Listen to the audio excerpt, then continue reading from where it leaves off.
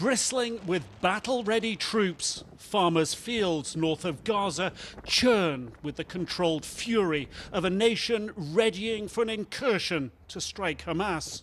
Yet they are waiting with no explanation why. It feels like the early rush for battle readiness has passed. The troops are deployed, standing by. The question is, how long can they be kept out here? According to former IDF General Israel Ziv, as long as is needed, there are military gains. We are now improving our intelligence and our capacity of targets. But the political calculation here is more complicated. I think both in Washington and in Jerusalem, they understand that the legitimization window is closing quickly.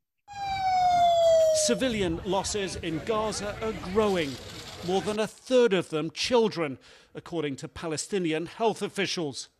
Lengthy negotiations have led to 2 American hostages released, as a tiny amount of humanitarian aid has crossed into Gaza that Israel fears ends up in Hamas's hands.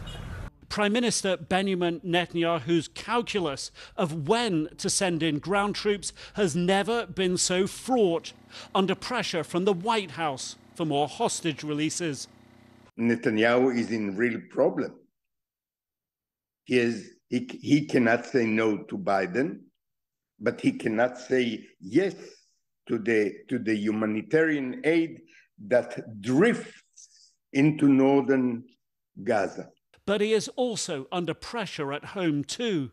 Military and others hawkish for a decisive blow against Hamas. We are preparing, the ground force because we've changed plans.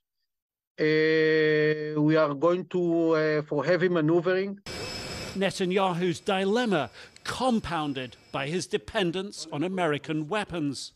The pressure from Washington is real and strong, and the Prime Minister says many times to his ministers, listen, we are getting from the United States more than you know.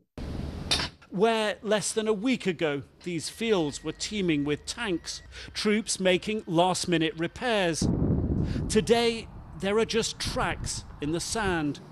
There's a soldier's jacket here, bread in a bag on the table. The question is, where have all the tanks gone? Forward for an incursion or back to base for a pause?